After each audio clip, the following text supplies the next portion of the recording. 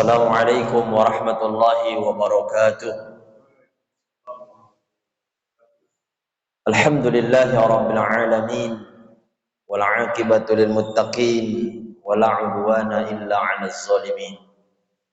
Wassalatu wassalamu ala sayyidina Muhammadin imamil muttaqin wa ala alihi wa sahbihi al mujahidin at-tahirin amma ba'd.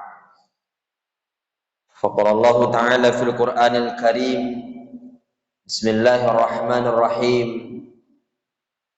Ya ayyuhalladzina amanu taqullaha haqqa tuqatih wa la tamutunna illa wa antum muslimun. Hasbunallahu wa ni'mal wakil, ni'mal maula wa ni'man nasir. Ghufranaka rabbana wa ilaikal masir wa la haula wa la quwwata illa billahil aliyyil azim. Saudara-saudara kaum muslimin yang dimuliakan oleh Allah Subhanahu wa taala, bersyukur kita kepada Allah dengan ucapan alhamdulillahi rabbil alamin. Salawat dan salam kita sampaikan kepada Nabi kita Muhammad sallallahu alaihi wasallam dengan ucapan Allahumma shalli ala sayyidina Muhammad wa ala ali sayyidina Muhammad. Bapak Ibu, kali ini kita akan membicarakan sebuah hadis yang termaktub dalam kitab Al-Arba'in An-Nawawiyah yang ditulis oleh Imam An-Nawawi, yakni hadis yang ke-19, di mana hadis yang akan kita bicarakan ini bersumber dari salah seorang sahabat yang sangat mulia yang bernama Abdullah bin Abbas. Dia ini adalah seorang sahabat yang ketika Nabi berjuang, berdakwah, dia merupakan sahabat yang kategori dari kalangan anak muda. Karena dia sendiri lahir 3 tahun sebelum Nabi hijrah dari Mekkah ke Madinah. Maka bisa kita lihat Nabi berjuang juga di Madinah hanya 10 tahun saja. Tadi beliau lahir 3 tahun sebelum hijrah, ditambah Nabi berjuang di Madinah itu hanya sekitar 10 tahun.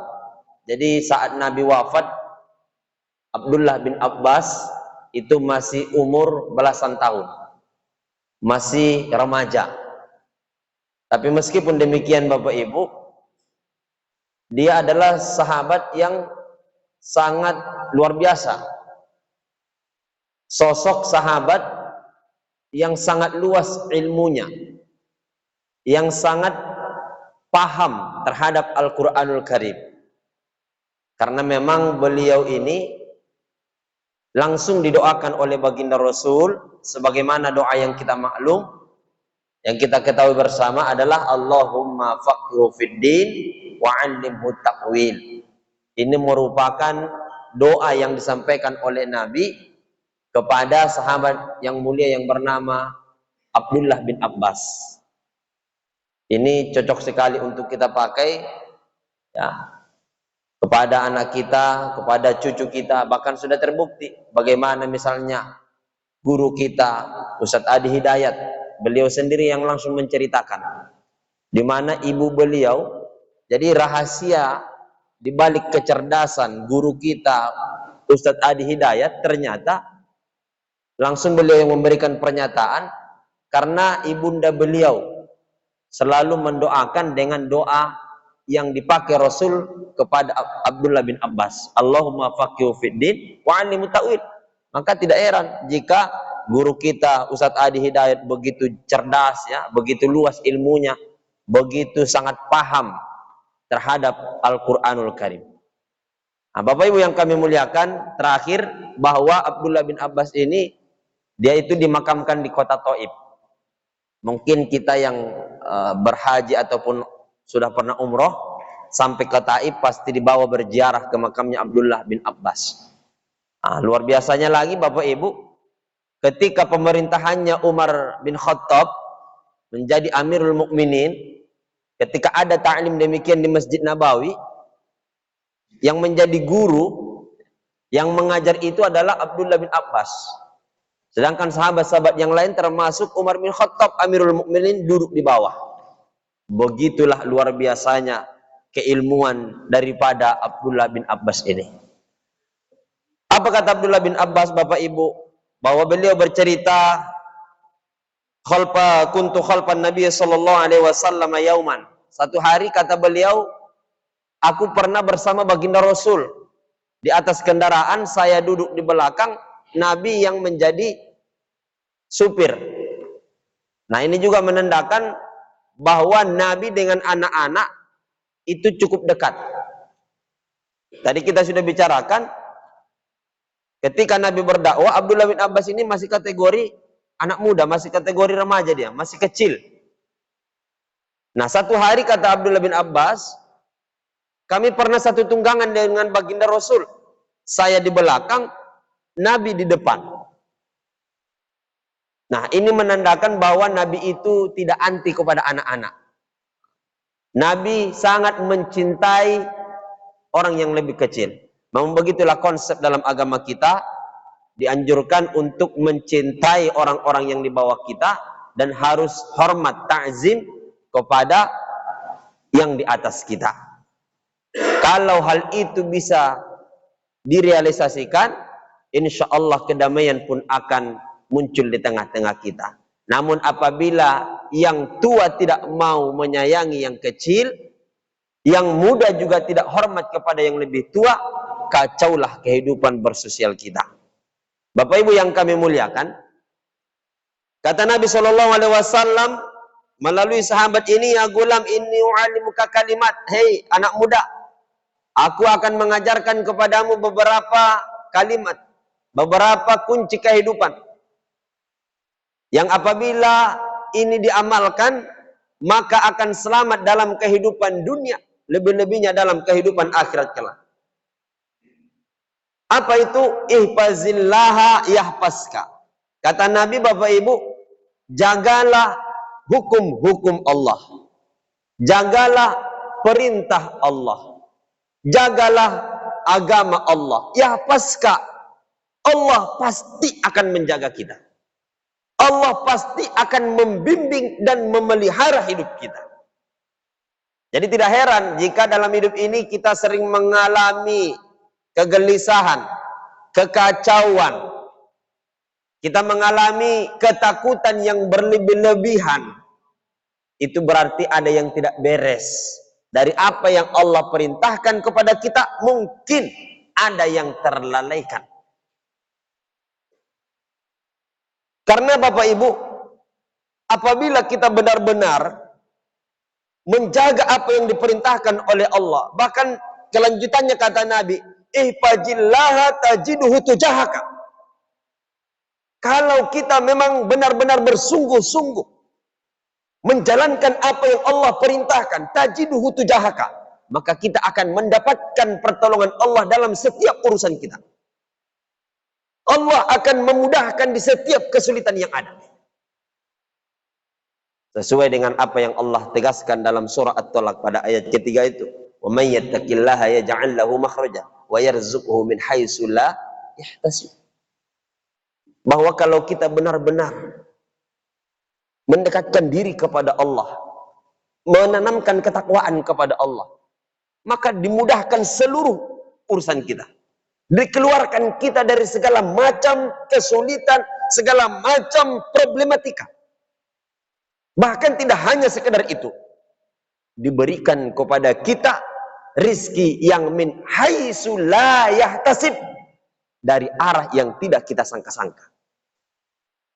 Bapak Ibu yang kami muliakan, satu. Yang kedua, ijazah al-tapas alillah, kata Nabi.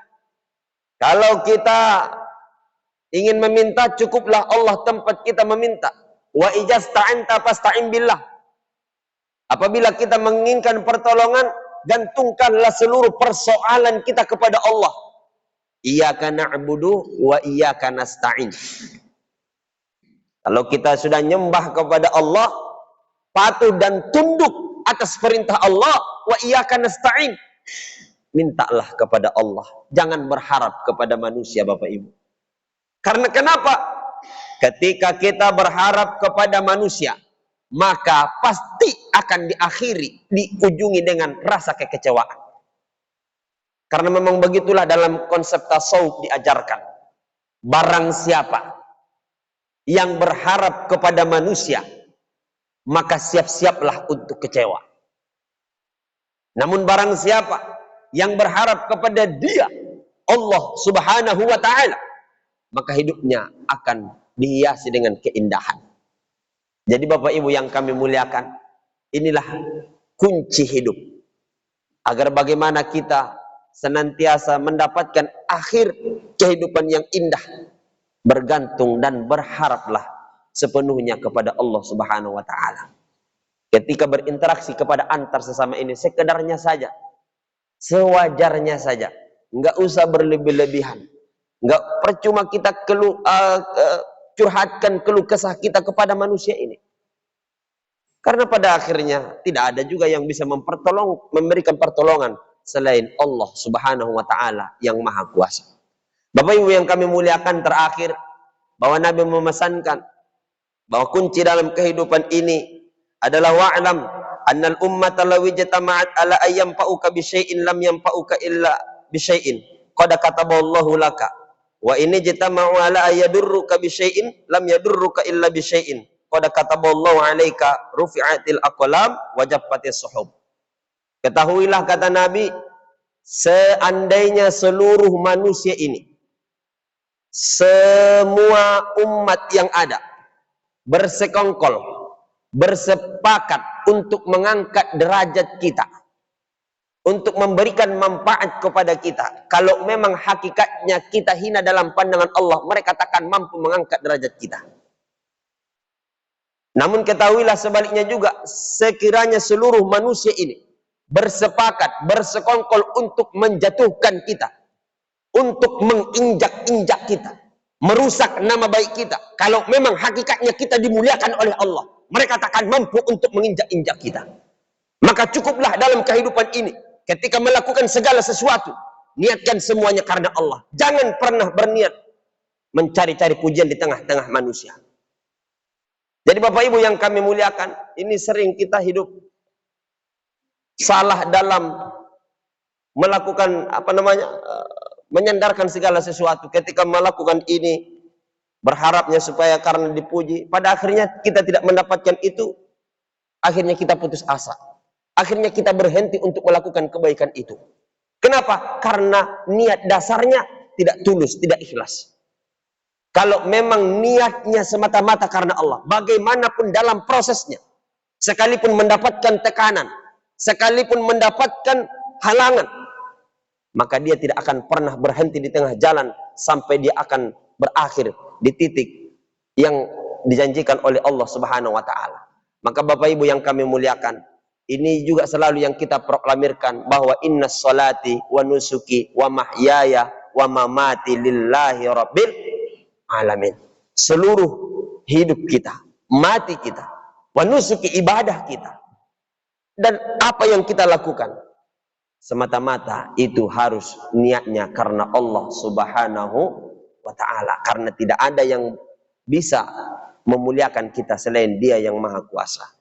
Bapak Ibu yang kami muliakan, terakhir, tu'izzu man tasya wa tudillu man tasya biyadikal khair innaka ala kulli syai'in qadir. Bahwa Allah lah yang mengangkat derajat seseorang, Allah pula yang menghinakannya. Maka carilah kemuliaan di sisi Allah. Mudah-mudahan bermanfaat. Subhanakallahumma wa bihamdika astaghfiruka wa atubu ilaik. Alhamdulillahirabbil alamin. Terima kasih atas segala perhatian, mohon maaf atas segala kesalahan. Wassalamualaikum warahmatullahi wabarakatuh.